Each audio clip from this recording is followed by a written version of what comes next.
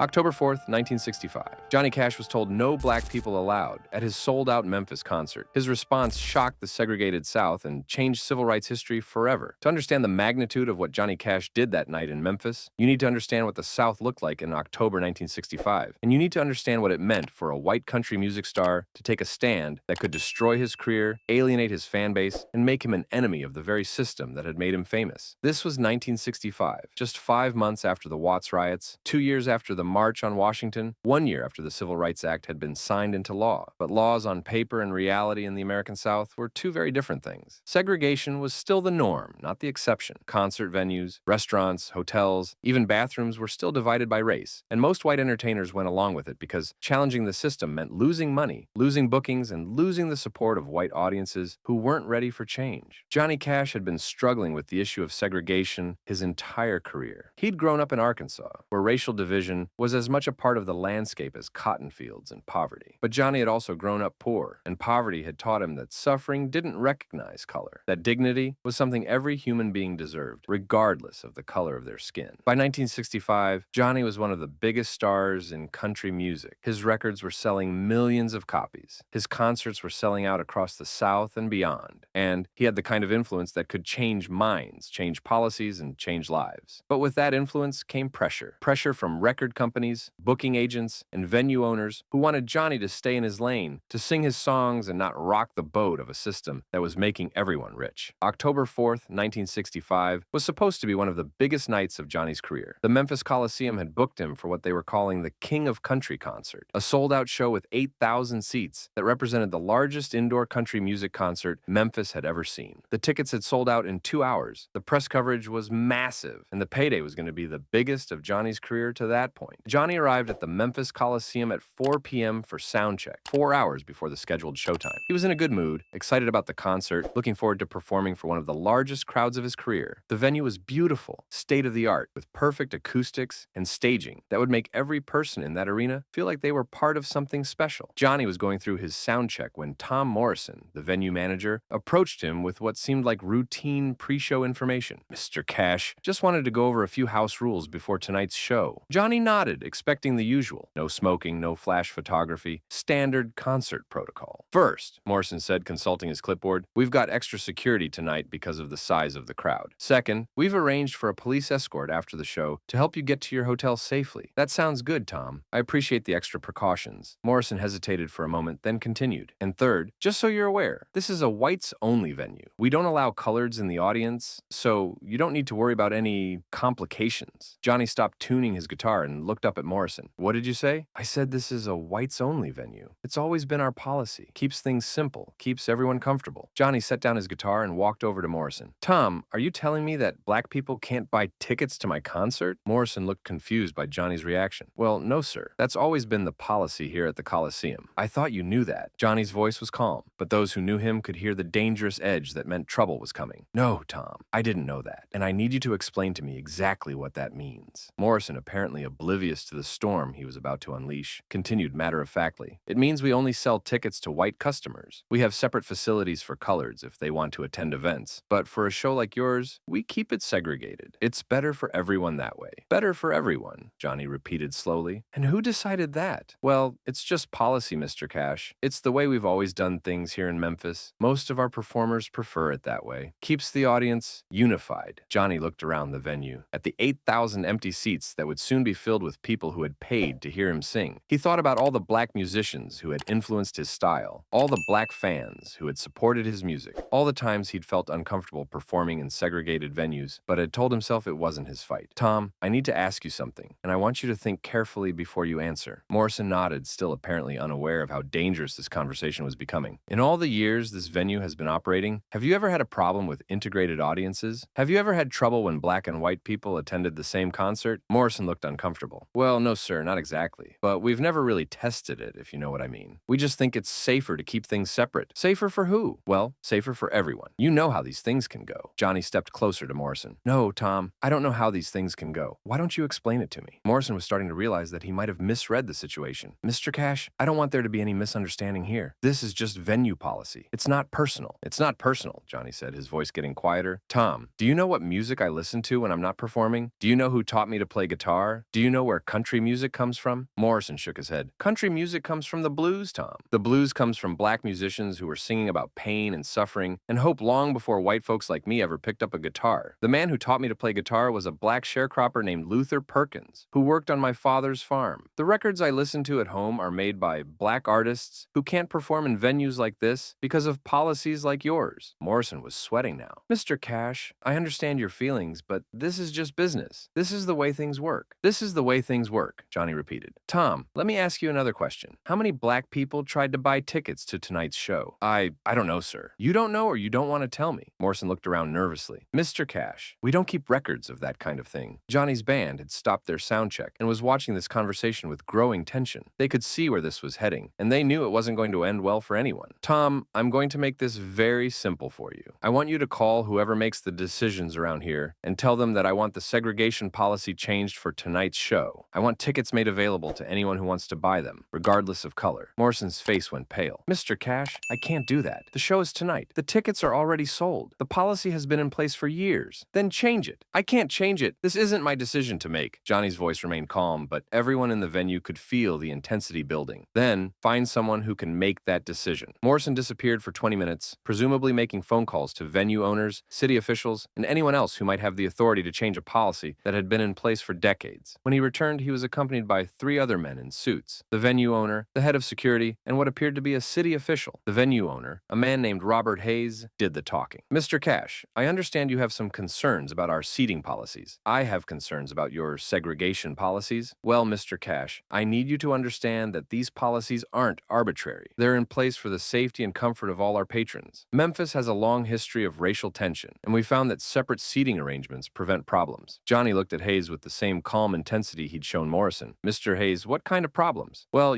conflicts, disagreements, that sort of thing. Have you ever actually had conflicts at integrated events? Hayes hesitated. We don't typically hold integrated events. So you're telling me that you've created a policy to prevent problems that you've never actually experienced. Mr. Cash, this isn't just about our venue. This is about the way things work in Memphis, in the South. This is about tradition, about community standards. Johnny set down his guitar and walked over to where the 4 men were standing. When he spoke, his voice carried the weight of absolute conviction. Gentlemen, let me tell you about community standards. I come from Arkansas, where people black and white work the same fields, sweat the same sweat, and struggle with the same poverty. I've seen black men and white men work together, help each other, respect each other when they're not being told they're supposed to be enemies. Hayes interrupted. Mr. Cash, with all due respect, Arkansas isn't Memphis. We have different demographics here. Different demographics, Johnny repeated. Mr. Hayes, are you telling me that black people in Memphis are different from black people in Arkansas? Are you telling me that they're more dangerous, more likely to cause trouble, more deserving of segregation? I'm telling you that we have policies in place that work, and changing them on short notice for one concert could create chaos. Johnny stared at Hayes for a long moment. Mr. Hayes, I'm going to make you an offer. Hayes looked suspicious, but nodded for Johnny to continue. Open the doors to anyone who wants to attend tonight's concert. Sell tickets to black customers at the same price you're charging white customers. Seat them wherever they want to sit, just like any other paying customer. And if we refuse, Johnny's answer was simple and final. Then I don't perform. The silence that followed was deafening. Everyone in that venue understood what Johnny had just said. He was willing to cancel the biggest concert of his career, walk away from the largest payday he'd ever earned, and potentially damage his relationship with southern venues across the region, all to take a stand against segregation. Hayes tried to maintain his composure. Mr. Cash, you have a contract. 8,000 people have bought tickets. You can't just cancel a show because you don't like our seating arrangements. Watch me. The city official stepped forward. Mr. Cash, you need to understand the legal implications here. If you cancel this show without cause, you could be sued for breach of contract. You could be liable for damages not just to the venue, but to the ticket holders, the vendors, everyone who has invested in tonight's event. Johnny looked at the official. And you need to understand something. I'm not canceling without cause. I'm canceling because I won't perform for a segregated audience. I won't be part of a system that tells people they're not welcome because of the color of their skin. Hayes played his trump card. Mr. Cash, if you do this, word will get out. Every venue in the South will know that you're a troublemaker, that you're willing to break contracts, that you're a risk. You could be blacklisted from performing across the entire region. Johnny smiled, but it wasn't a friendly smile. Mr. Hayes, let me ask you something. Do you think the people who love my music, who buy my records, who come to my concerts, care more about my music or about your seating policies? I think they care about tradition, about the way things have always been. Then let's test that theory. Johnny walked back to his microphone and addressed his band. Boys, pack up your instruments. We're not performing tonight. The band looked at each other in shock. but they began to follow Johnny's instructions. Carl Perkins, who was playing guitar that night, approached Johnny. "Johnny, are you sure about this? This is a lot of money we're walking away from." Johnny put his hand on Carl's shoulder. "Carl, how much money is your dignity worth?" Carl thought about it for a moment, then smiled. "Not for sale at any price." "Then let's get out of here." But as Johnny and his band were packing up, something unexpected happened. Word of what was taking place had begun to spread among the venue staff, many of whom were black employees who worked in the kitchen, cleaned the facility, and handled various support functions, but were never allowed to attend events as paying customers. A group of these workers had gathered near the stage, watching the confrontation with a mixture of disbelief and hope. When they realized that Johnny Cash was actually canceling his concert rather than perform for a segregated audience, one of them, an older man named Moses Williams, who had worked at the venue for 15 years, approached Johnny. "Mr. Cash," Moses said quietly, "is it true? Are you really canceling your show because of the segregation policy?" Johnny looked at Moses, a man who probably earned in a month what Johnny made in a single concert, and felt ashamed that it had taken him this long to take a stand. "Yes, sir, I am." Moses extended his hand to Johnny. "Mr. Cash, I want to thank you. I've been working here for 15 years, listening to concerts from the kitchen, never able to see a show from the audience. What you're doing tonight, it matters." Johnny shook Moses' hand and found himself fighting back tears. "Moses, I should have done this a long time ago." Word of Johnny's stand was spreading beyond the venue. Local radio stations had picked up the story, and reporters were beginning to arrive. Hayes was getting increasingly desperate. "Mr. Cash, please reconsider. We can work something out. Maybe we can reserve a section for colored patrons, keep them separate but still allow them to attend." Johnny looked at Hayes with disgust. "Mr. Hayes, you still don't understand. I'm not looking for separate, but equal. I'm looking for equal, period." As Johnny and his band were loading their equipment, a remarkable thing began to happen. Black families who had heard about Johnny's stand on the radio began arriving at the venue, hoping to buy tickets to a concert that was no longer going to happen. They gathered outside the Coliseum, not in protest, but in quiet support of a white country singer who had given up everything to stand with them. One of these families approached Johnny as he was loading his guitar into the tour bus. It was a mother with her 2 teenage children, dressed in their Sunday best, carrying money they had probably saved for weeks to buy concert tickets they would never be able to use. "Mr. Cash," the mother said, "I'm Sarah Johnson. These are my children, Marcus and Angela. We heard on the radio what you did tonight, and we wanted to thank you." Johnny looked at this family, at the hope and gratitude in their eyes, and realized that he had never made a more important decision in his entire career. "Mrs. Johnson, I'm the one who should be thanking you. Thank you for reminding me what's really important. Mr. Cash, when you do perform again, when you find a venue that will let all of God's children attend, will you let us know?" Johnny smiled. "Mrs. Johnson, you'll be my personal guests." By 8 p.m., when the concert was supposed to start, a crowd of several hundred people had gathered outside the Memphis Coliseum. They were black and white, young and old, people who had come to support Johnny's stand, people who had come to witness history being made. Johnny made a decision that would become legendary. He set up his microphone on the steps of the Coliseum and performed an impromptu concert for everyone who had gathered black and white together under the stars of a Memphis night. He sang "I Walk the Line," "Ring of Fire," and "Folsom Prison Blues." But the song that brought tears to every eye was when he closed with "Will the Circle Be Unbroken?" A song about unity, about faith, about the belief that divisions that seem permanent can be healed. The crowd sang along, their voices mixing together in harmony that proved everything Johnny had been arguing for. Black voices and white voices, rich and poor, young and old, all united by music that recognized no color, no class, no division except the artificial ones that people in power worked to maintain. The concert lasted an hour, and when it was over, Johnny had proven his point more powerfully than any speech or protest could have done. Music was universal. Joy was universal. The desire to be treated with dignity and respect was universal. The next morning, the story was front-page news across the South and beyond. "Johnny Cash cancels concert over segregation," read the headlines. Some praised Johnny for taking a principled stand. Others criticized him for interfering with local customs and breaking contracts. But the real impact came in the weeks that followed. Venues across the South began quietly changing their seating policies, not out of moral conviction, but out of economic necessity. If Johnny Cash was willing to cancel concerts over segregation, other artists might follow suit. And if artists started boycotting segregated venues, those venues would go out of business. Within 6 months, the Memphis Coliseum had officially integrated its seating policy. Within a year, most major concert venues across the South had followed suit. Johnny Cash's stand had created a domino effect that changed the entertainment industry across the entire region. But perhaps most most importantly, Johnny had proven to himself and to the world that entertainment could be a force for social change, that artists had a responsibility to use their platforms for justice, and that sometimes doing the right thing was more important than doing the profitable thing. Years later, when Johnny was asked about that night in Memphis, he would say it was one of the most important moments of his career, not because of any artistic achievement, but because it was when he learned that his voice could be used for more than just entertainment. I realized that night that music is too powerful to be neutral, Johnny said. If you have a platform, if you have influence, if you have the ability to change minds and hearts, then you have a responsibility to use that power for good. The concert that never happened in Memphis became more famous than most of Johnny's actual performances. It became a symbol of what one person could accomplish by taking a stand, by refusing to compromise on principles, by understanding that some things are more important than money or career advancement. Moses Williams, the venue worker who had thanked Johnny that night, was promoted to head of venue operations within a year. When reporters asked him about the change in his circumstances, he credited Johnny Cash with opening doors that had been closed for decades. Sarah Johnson and her children did attend Johnny's next Memphis concert 2 years later as his personal guests. They sat in the front row, and Johnny dedicated Will the Circle Be Unbroken to them and to everyone who had the courage to break down barriers that divide us. The Memphis Coliseum still stands today, now fully integrated, with a plaque near the entrance commemorating the night Johnny Cash chose principle over profit and changed the course of civil rights in the entertainment industry. Johnny Cash walked away from $50,000 and risked his entire Southern fan base to take a stand against segregation. The concert he didn't perform became more powerful than any concert he ever did perform, and the response he gave to 4 men in suits who thought they could make him compliant changed the lives of thousands of people who had been told they weren't welcome in the places where their heroes performed. Sometimes the most important performance is the one where you refuse to perform at all.